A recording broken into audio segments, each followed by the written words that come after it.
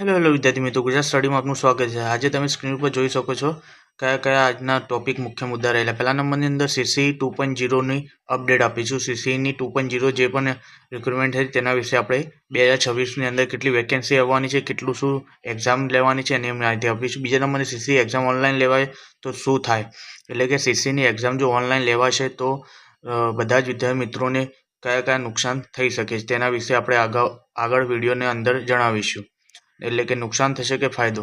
ત્રીજા નંબરની ટોપિકની આપણે વાત કરીશું CC 1.0 અને CC 2.0 ઓનલાઈન કે ઓફલાઈન લેવાશે તેના વિશે આપણે વિડીયોની અંદર આગળ જણાવીશું। તમે અંત સુધી વિડીયોની અંદર બન્યા રહો, જેથી કરીને હું તમને તમામ ત્રણ વિષયો પર માહિતી ડિટેલ્સની અંદર આપીશ। હવે આપણે વાત કરીશું સૌપ્રથમ CC 2.0ની અંદર શું અપડેટ આવ્યું છે, એટલે કે CCની કેટલી નવી વેકેન્સી રિક્રુટમેન્ટ થયેલી છે।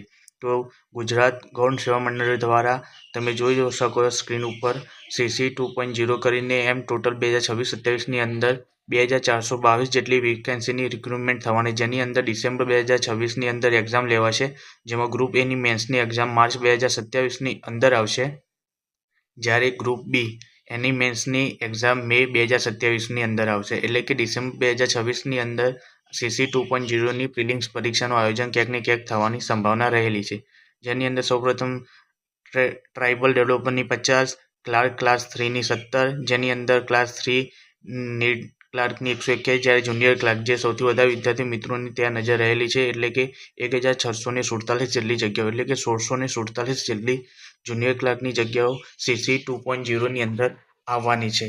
તમે GSSBની આ છે ભરતી રિક્રુટમેન્ટની અંદર તમે જોઈ શકો, એ જ રીતે અલગ અલગ રિક્રુટમેન્ટ થયેલી છે, એમ મળીને કુલ ટોટલ 2422 જેટલી 2422 એટલે કે 2422 જેટલી CC 2.0ની અંદર વેકેન્સી આવવાની છે, જે GSSB દ્વારા આ નોટિફિકેશન થોડા દિવસો પહેલાં બહાર પાડવામાં આવ્યું હતું। જ્યારે CC 1.0ની અંદર સમથિંગ 7000ની આજુબાજુ જેટલી જગ્યાઓનું રિક્રુટમેન્ટ ભરતી હાલની તારીખમાં GSSB દ્વારા, એટલે કે ગૌણ સેવા પસંદગી મંડળ દ્વારા જાહેર કરવામાં આવ્યું છે। એમ મળીને જોવા જઈએ તો કુલ 2422 અને 7000 એમ મળીને કુલ ટોટલ CC 1.0 અને CC 2.0 એમ મળીને ટોટલ 9000 જેટલી પ્લસ 9000થી પણ વધારે જેટલી જગ્યાઓની આવનાર સમયમાં પરીક્ષાનું આયોજન થવાનું છે, જેના લીધે ઘણા બધા વિદ્યાર્થી મિત્રોને એ પણ પ્રશ્ન છે CCની જો પરીક્ષા આપણે આજના બીજા ટોપિકની વાત કરીએ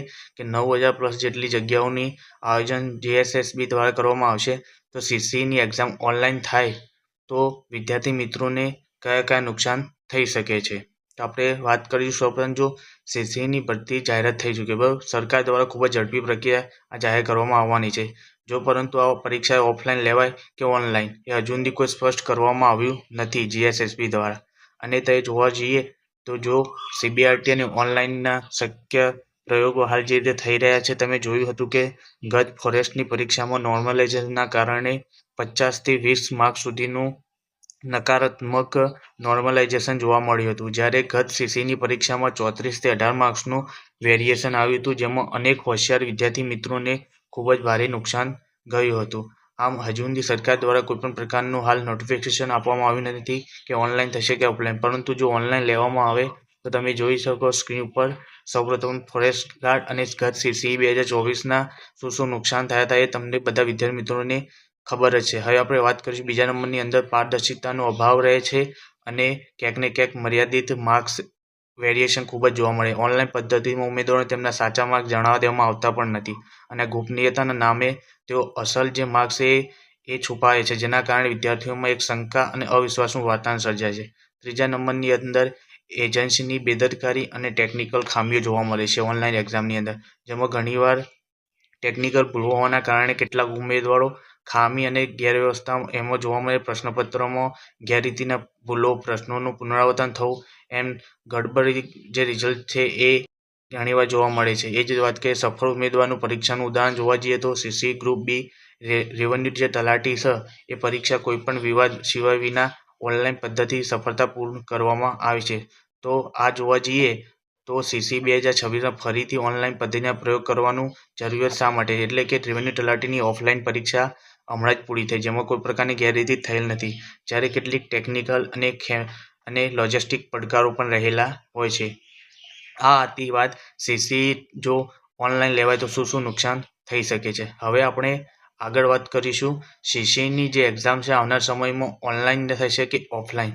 તમે સ્ક્રીન પર જોઈ શકો છો. આવનાર સમયમાં આપણે જે સીસીના ઓનલાઈનના નુકસાનની વાત કરી, તો આવનાર સમયમાં સીસીની પરીક્ષા ઓનલાઈન લેવાશે અથવા તો ઓફલાઈન. તો તેની વાત કરીએ તો હાલ જે રીતે માહોલ જે રીતે હાલ સરકાર દ્વારા જે રીતે ચાલી રહી છે એના આધારે જોવા જઈએ તો સીસીની જે એક્ઝામ છે એટલે કે એ 100% ઓનલાઈન આવવાની શક્યતાઓ રહેલી છે. કારણ કે ઓફલાઈન લેવાની શક્યતાઓ ખૂબ જ ઓછી દેખાઈ રહી છે.